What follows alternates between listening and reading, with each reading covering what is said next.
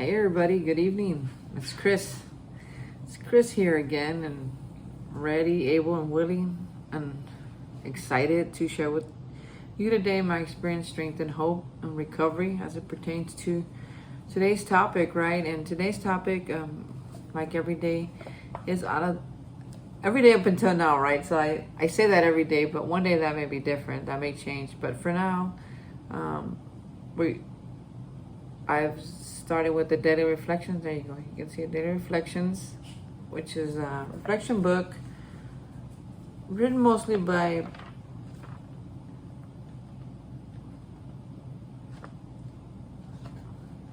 that's a good question. Who wrote this book? Daily Reflections, a book of reflections by AA members for AA members. But this could be for any type of recovery. Maybe it's codependency, maybe it's Al-Anon, maybe it's, from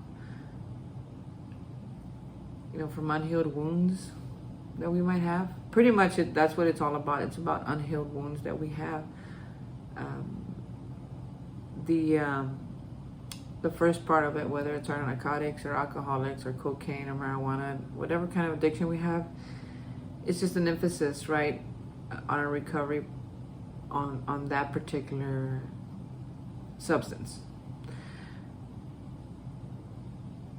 But I truly believe that everybody needs recovery from something.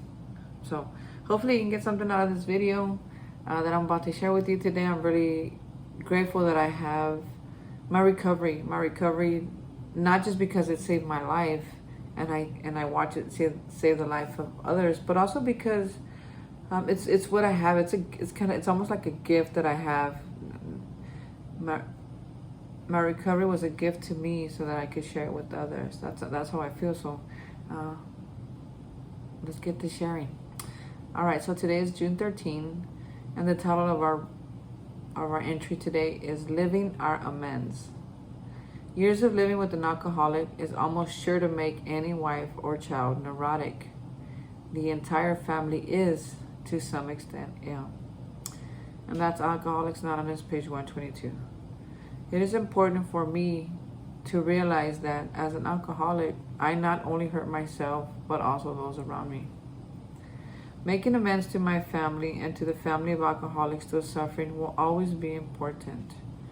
Understanding the havoc I have created and trying to repair the destruction will be a lifelong endeavor. The example of my sobriety may give others hope and faith to help themselves. Wow, what a good entry. I hadn't even read it yet when I made my introduction. I like what it says, or the example of my sobriety may give others hope and faith to help themselves, right? To let people know, hey, there is a solution. There is something out there for the brokenhearted, the people who don't believe in God, the people who have made a really big mess of their life and want to try to get it back, right? Or if not get that back, but get a better life back, right? Start living a whole completely different life, which has been my experience. The life that I lived 20 years ago is not the life that I live today at all. So I'm really grateful for that. Even though it takes work. It takes work. It takes determination. It takes perseverance. It takes not giving up. It takes writing some stuff. It takes about talking about the stuff that still hurts. It's about that's how we recover, right? So getting back to the topic, I was that person who thought that, hey, I'm in my home. I'm not bothering anybody. I'm in my room. I'm not asking anybody for any money. I'm not hurting anybody, right? I'm not hurting anybody.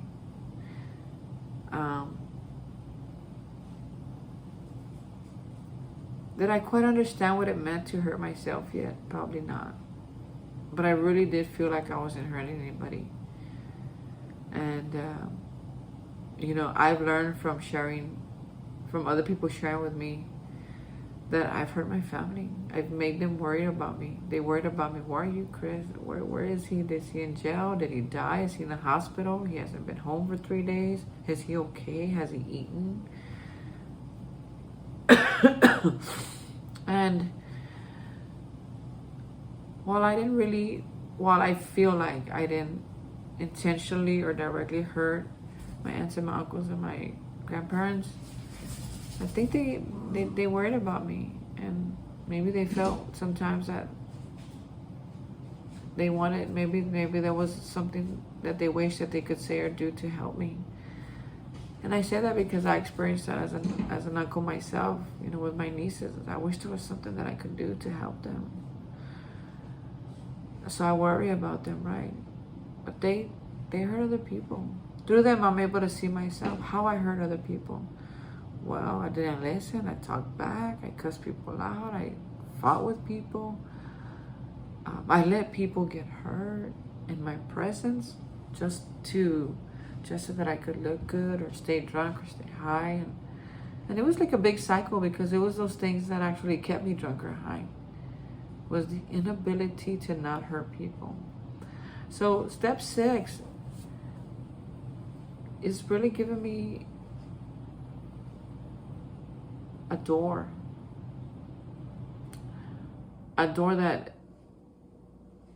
that in step 3 they told me that my willingness can open and shut at any time, right? That if I'm willing to make things right, I open that door. Am I willing to write about it? I open it more. Am I willing to talk about it? I open it more. Am I willing to be different? I open it more. Am I willing to let God help me? I open it way more, right? Like, so the more that I'm willing that I am, the more open that these doors come. And as soon as I say, I'm not going to do that, it shuts completely. How interesting is that, right? What a way that it was explained to me that I could understand it like that today. So making my amends to my family, see, they're starting to talk about it already. Even though we're in step 6, they're already starting to talk about it. Why? Because for me to make a true amends to my family, whether it's an immediate amends, maybe it's a written amends, I have to be different, right? Because if I'm not different, then it really means nothing in the long run, right? Which is when they start talking about this living amends. How can I, in this life, make a living amends? In other words, make amends to the people I've hurt in words or in writing, right? And continue to be a different person throughout. Well, if I'm gonna want to, let's do an example. Say I go up to maybe the cashier, right, at the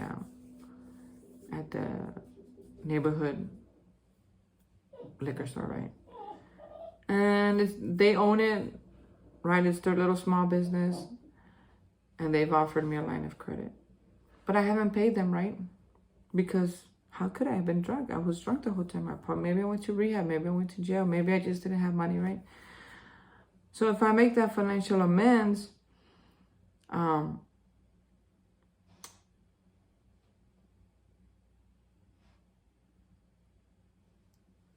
the way for me to stay out of to be different, right? So I make a financial amends. Another way to make a living amends with that particular situation is for me not to drink liquor and ask for credit, right? Maybe if I relapse, I'll have money that I could use to buy my own liquor, that I won't need credit. But it's not just about asking and needing credit. It's about asking and needing credit and not paying it back. So today I get to pay them back. I get to be different in that area. I get to, I have the opportunity to not even ask for certain things anymore. Like my line of credit, that wasn't my example. I mean, I do have line of credit, but not with the liquor store. But when I came into Alcoholics Anonymous, I didn't have credit or anything like that. I didn't even, that stuff like that was not even on my radar. But now, because I've changed, I have credit and I can pay it back. I get to pay it back. I want to pay it back because I can, and because it's kind of something that I wanted to do, and I'm able to do that today.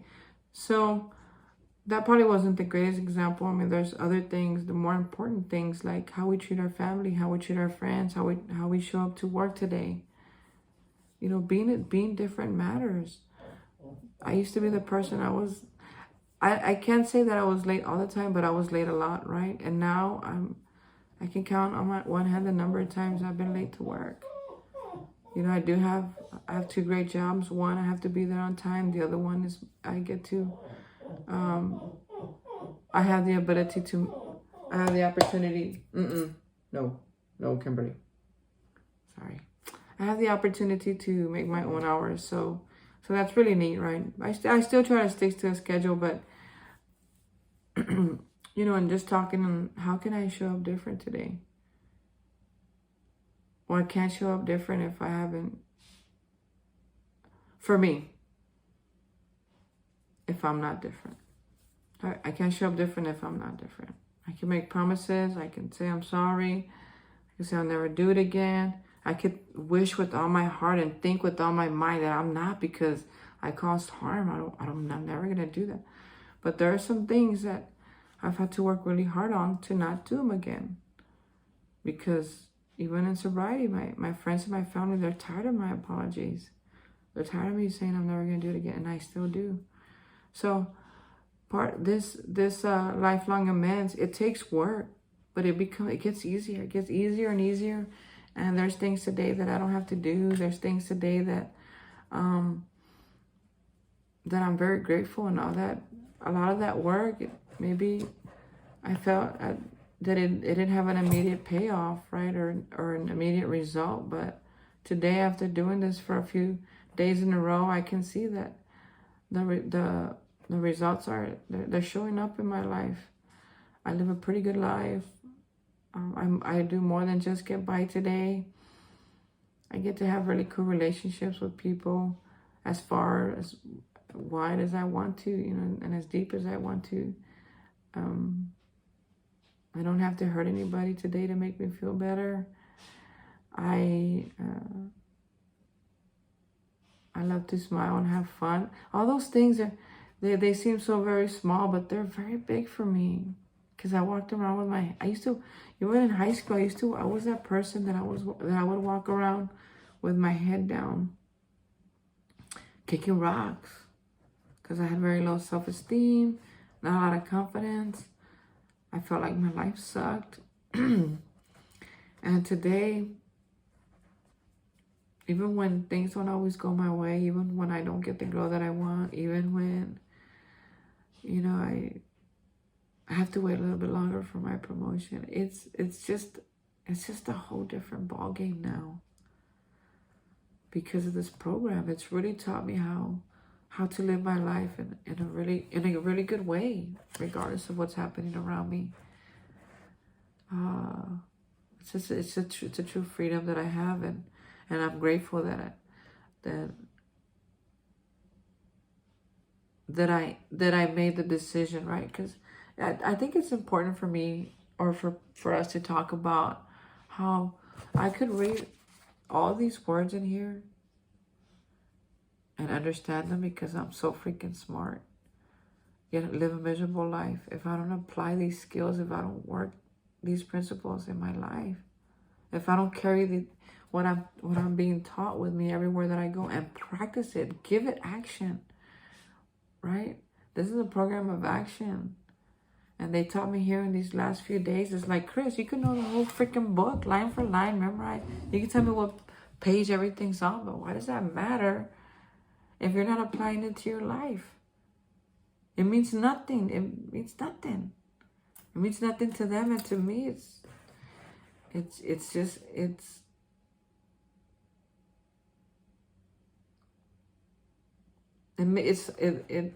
I guess I would say that before I came to realize what they were saying or recognize this idea of how important action is, I was pretty much still dreaming and wishing and living a dissatisfied life because I wasn't getting the results. And I didn't realize that it was more than just reading the book and memorizing the lines. It was about putting it into action.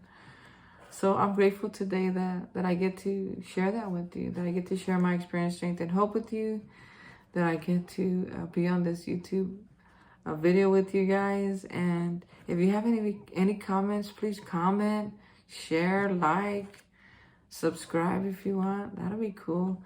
But I'm really grateful to be here. It's late, but I'm not tired. I'm refreshed. I'm so excited and blessed to be here with you guys. So thank you again for your time. It's been great. I love sharing with y'all, and I'll see you tomorrow.